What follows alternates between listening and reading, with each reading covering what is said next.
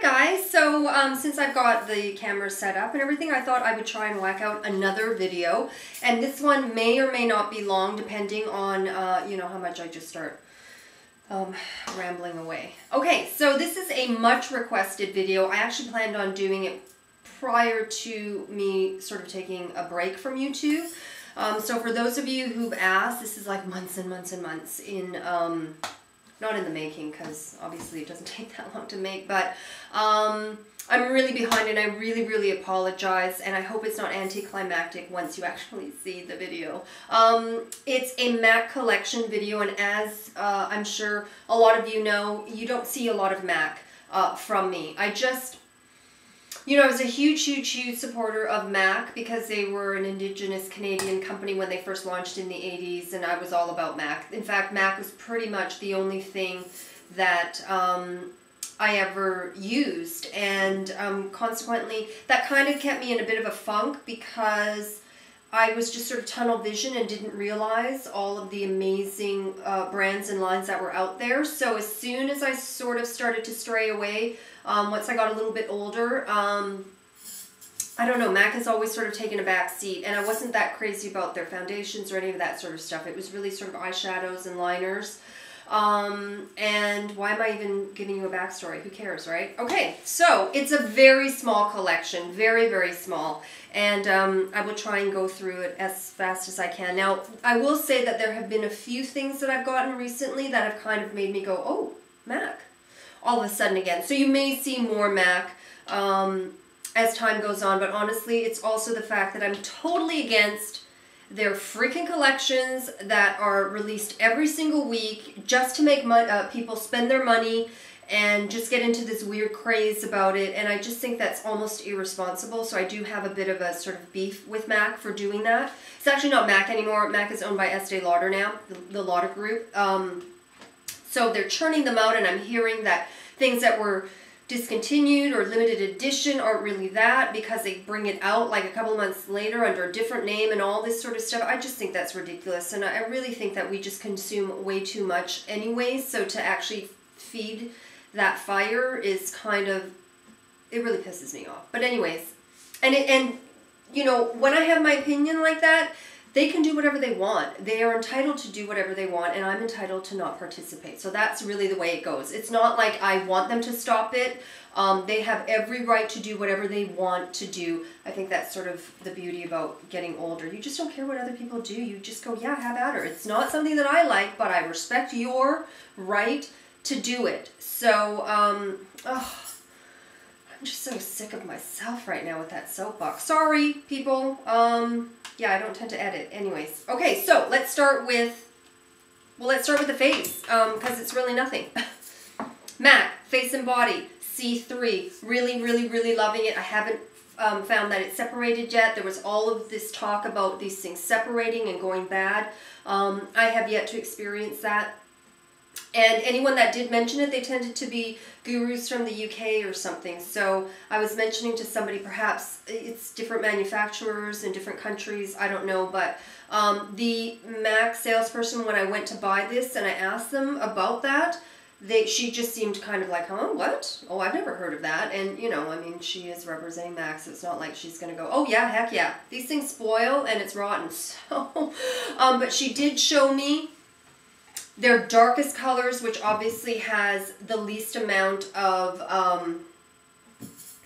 sort of wear, because you know, they're the sort of the lightest and the darkest kind of get the least amount of traffic for usage.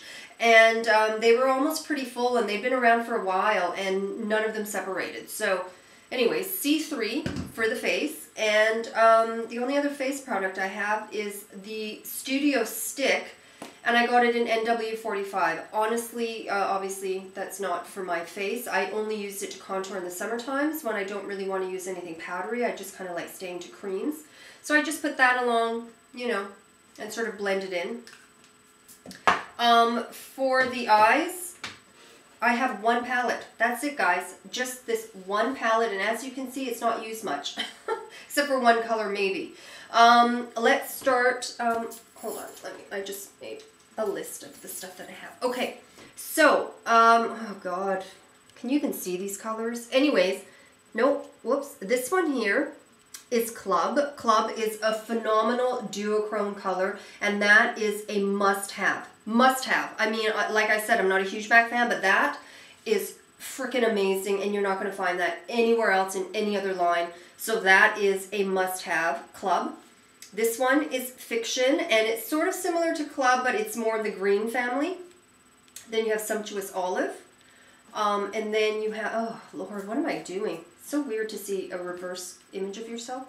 This one here is Tempting. Should I be swatching these?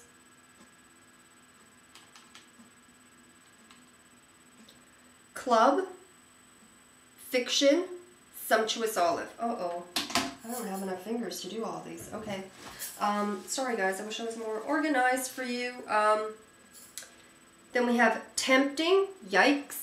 Tempting, Mulch, Satin Taupe.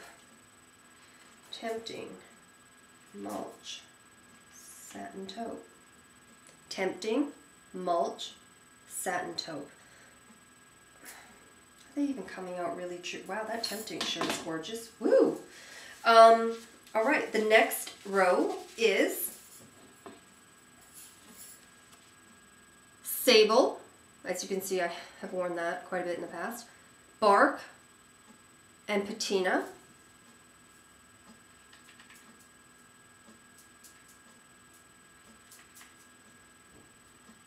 Sable, Bark, matte.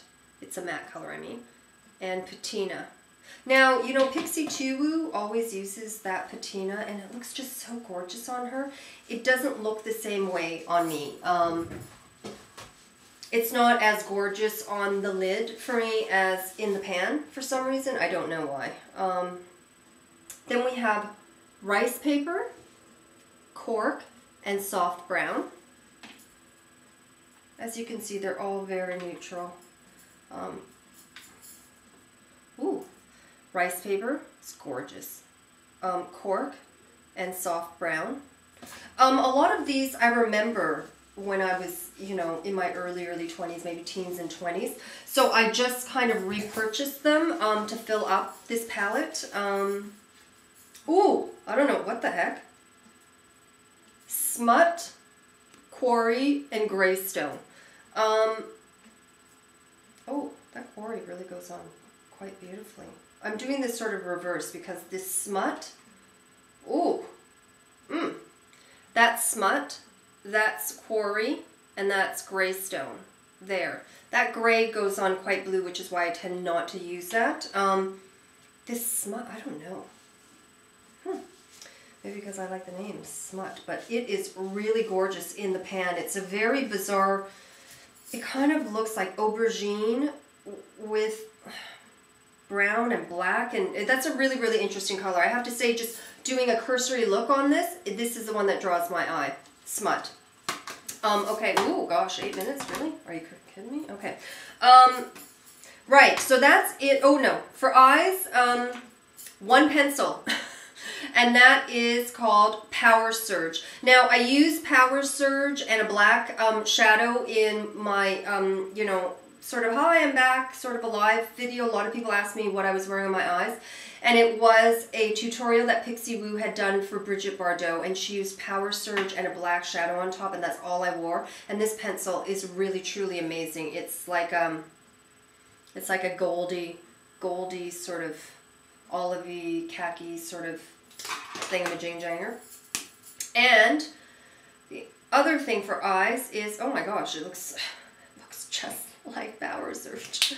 But it's a little bit darker. And that is Groundwork, and that was a limited edition, well, who knows nowadays with limited editions. It was a grease paint stick. So that's that. Another eye, my only loose pigment, chocolate brown. I just don't like loose pigments. I don't like the mess that it causes. I just would prefer, you know, very, very easy. I'm like a one shadow kind of girl anyway, so if you get me with all these loose pigments and stuff, I'm not going to use it as much. And then I've got 3 paint pots. And, you know, this collection I'm sure is really boring because everyone has these colors. These are sort of the staples for MAC. So, Okay, so I've got Quite Natural, as you can see there. I don't know how natural that is. It's kind of a dark brown. This is much more natural, and that is Groundwork. And, you know, some of these just are so creamy. Like, Groundwork I've had for a long time, and it is creamy, creamy, creamy still. Like, beautifully creamy. Whereas Soft Ochre dried up and was just, ugh. It was creamy for a bit, and then it was just, ugh, gross, and I just threw it out. And then the last one is Constructivist. Again, quite creamy still. Oh, that's so beautiful. That Constructivist on its own is just, delicious. Okay. Is that it for eyes? Yeah, that's it for eyes. That's it. The next batch of stuff I guess I will do is lips. Is it lips already? Okay, well, here we go, lips. One lip liner, and that is Oak. And honestly, this is the only lip liner, that one there, that I actually own. Oh no, wait a second. I've gotten some lip liners from the lovely Lisa and maybe Gina, I'm not sure, but this is the only one that I've ever purchased because I use this for everything. I'm really more so about, rather than matching liner to lipstick, I'm about matching my own natural lip color and then using whatever lip product. I really don't like to do different lip liners. I just think I want to make my lips look as sort of uniform and nice as possible, and so I'm just kind of using color on a natural lip line. So that's Oak, and I have 3 lip glosses, and that's it. Nymphette, which everybody knows, I'm sure, like a pinky gold type of something right there. And 2N, which was limited edition, but I got a whole wackadoo of backups for that because I don't know what it is. That just really works well with my skin tone there. And like I said before, I thought Ember Glow was going to be the one that I would just like go goo over. And I do love it. I'm wearing it right now, and it's that there, quite peachy and orangey. So that's that. And before I get into brushes, which is sort of the last thing, I'll just quickly do nail polishes. And I only have 3. I'm not a big fan of their nail polishes. I don't find that they're really great quality. I think they chip quite a bit. But, you know, to each their own. I just got them for the colors, really. This one was limited edition, and I say that with, you know, tongue-in-cheek here. What the heck? Okay. Blue India. Oh my gosh, my eyes. So there's that. Oh, are you freaking kidding me? Vintage Vamp. It's a beautiful blood. Oh, look at that. It's just so bloody red. And Nocturnelle, which is just a black polish. And that's it for that. And then the rest really are brushes. And again, my beef with MAC is that they've changed their brushes. I have brushes that are 20 years old from them that I mentioned in one of my first videos ever. And they are better than what you get now. My 20-year-old brush stands up better. And for instance, oh, nutballs. I can't show it to you, can I? Okay, well, you know what?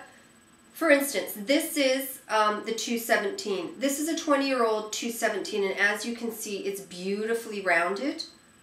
The new 217s don't have that shape at all. It kind of flays out, and it really bites the bullet. Bites the bullet? No, it just bites. And I wish I had it, but I think it's dirty, and I left it on my sink to wash. So, yeah. You know, to think that a 20-year-old brush is better than a brand new brush is not, you know, really, it shouldn't be that way. So that's sort of my beef, and I have a few of those, and that's the only one that's actually beautiful and keeps its shape. And I don't want to have to use a brush guard or any of that stuff. I think if you can make it like this, and if you've made it like that, why can't you just keep making them like this? You know, that's sort of my whole shebangy. Okay, so, and again, like, they really changed their brushes. This is the 224 of how they used to make the 224 when it said MAC, made in France, and it was the 36. So this is how far back these brushes are going. And look at how beautifully pointed that is. That's almost like what they call that, you know, if you watch Pixie Boo, the Louise Young that they love is sort of similar to that. So it's very, very fine and pointed. Here's a number 37 back in the day when it said all this sort of stuff on the brush. There, it's beautiful. I actually just use it to put a tiny bit of setting powder on my concealer. Let me see. Any older ones? I don't know what they were calling this now. This is the MAC lip brush. It's the 17. I don't know what it is now, but like that.